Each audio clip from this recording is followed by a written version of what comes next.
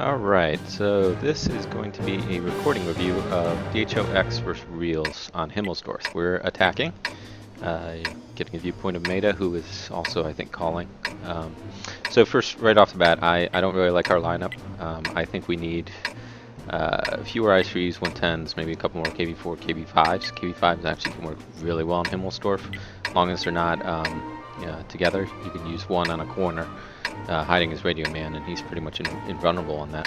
JT-88s are nice, they can hold and they can push. Believe it or not, JT-88s on him is time to roll out. I don't like the lightweight in 59. 59 is not bad. The lightweight, as you see in this one, does well here, but I think you're sacrificing too much HP. I don't think you really need it. So right off the bat, he splits. Real quick, boss. He's splitting our forces pretty spread out, which is not terrible on Himmels. Himmels is a small map, so you can get away with it a little bit. He's got one medium covering the 0 line, and then he's got himself going over to the 1 line. And I'm not sure if this is really that necessary. You can tell if people are going up the hill pretty quick or camping pretty hard early on, so I don't really necessarily like the split.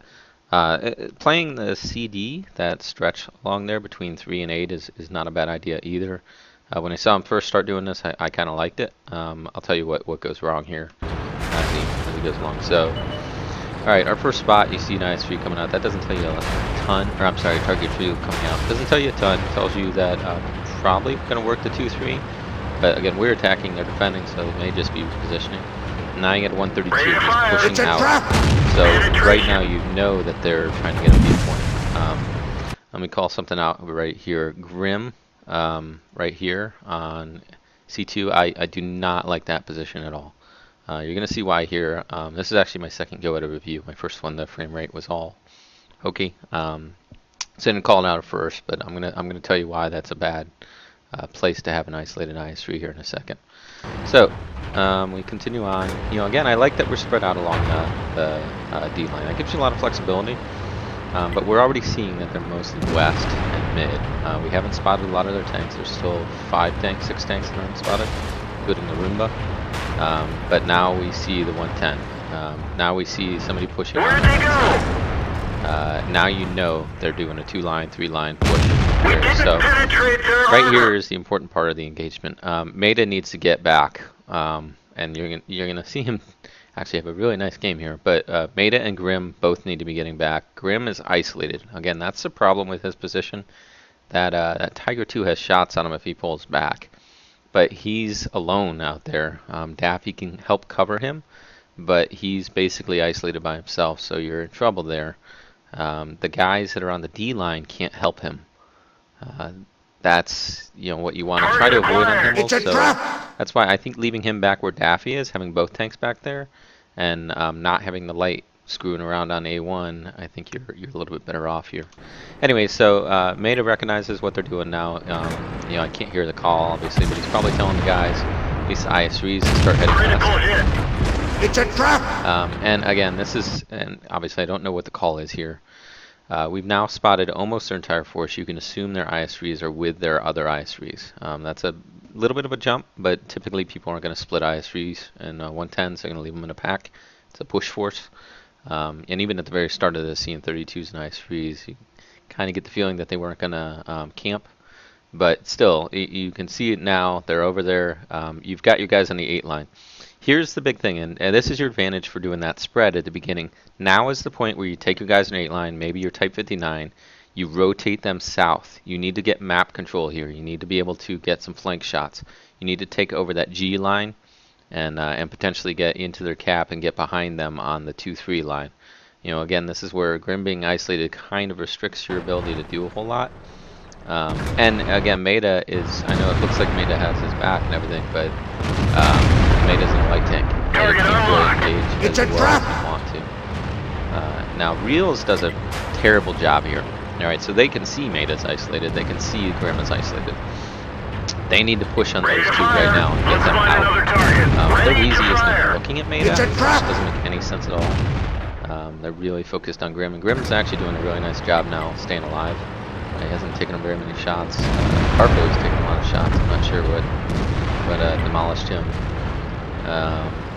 That might have been when he was just coming across. And now you see their T-32 is out in the open. This is where if you had moved our guys on the 7-8 line south, or at least now you definitely want that jig take. Now everybody's spotted.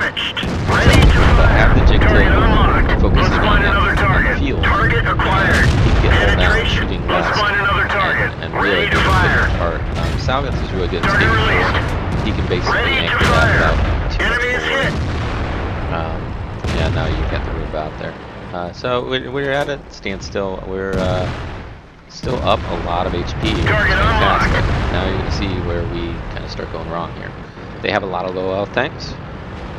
We have the same number of tanks. We have much more health. We're gonna start screwing around, not getting out low health tanks. Part of this might be a credit to REALS. I can't see what's going on. It's a trap!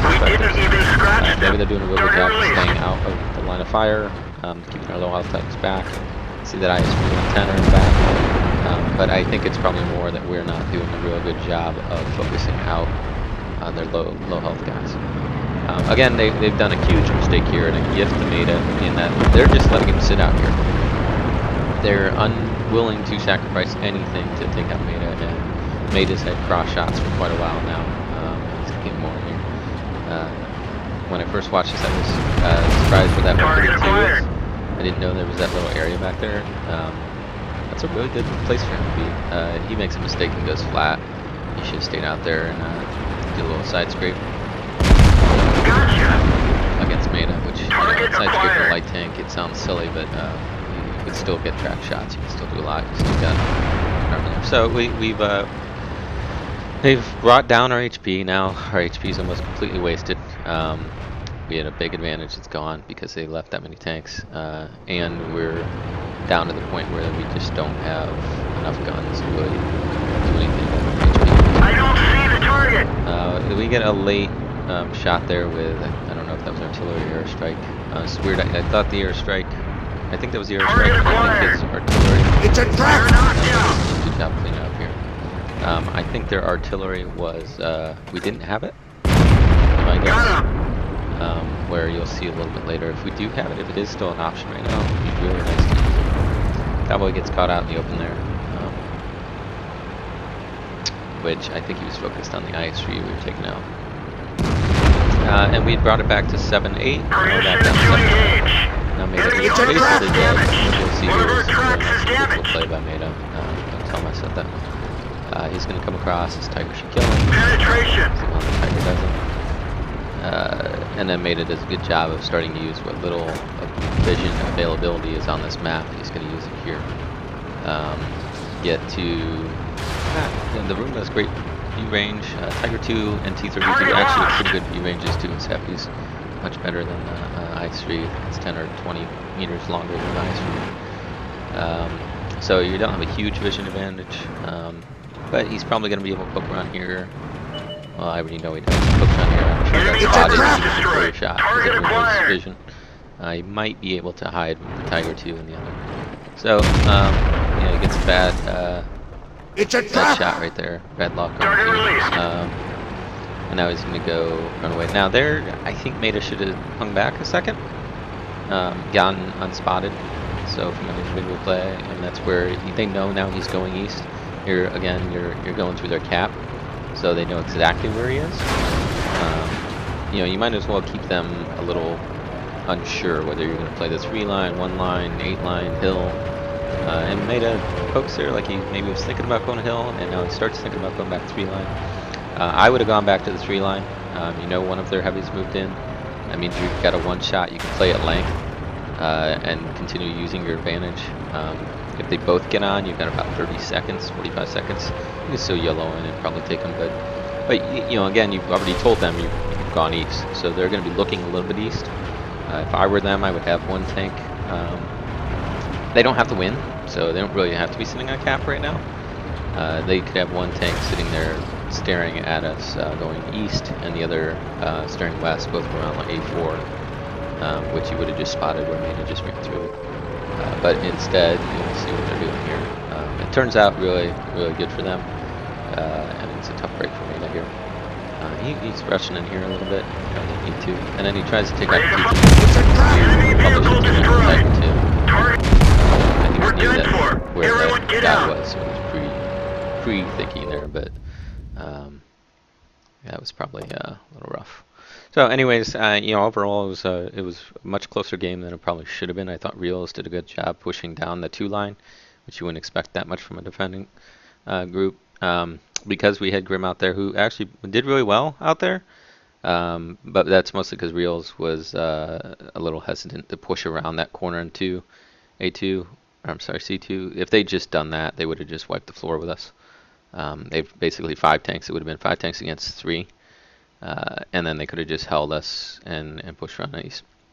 Our flex, when we knew what they were doing with 2-3, probably should have pushed 8 line at the least with our 59 and the jig tig. Having the 59 in a lightweight probably hurt us a little bit. Those were KB5s. You get another almost 1,000 HP total to play with, and again, it's much harder for them to move on KB5s. And with such a small map and so many avenues to go down, having a lot of armor and HP is better for the push. Lights are not necessarily good at pushing here. So, all right, that's I think everything I had to say. It wasn't a bad game, as nice recovery. There was some individual play that was probably a little not so great, and then obviously the focus fire there, having that many low health tanks and us having a lot of health, we did not use our HP very wisely at that point. So that's got to be a focus in the future. That's all.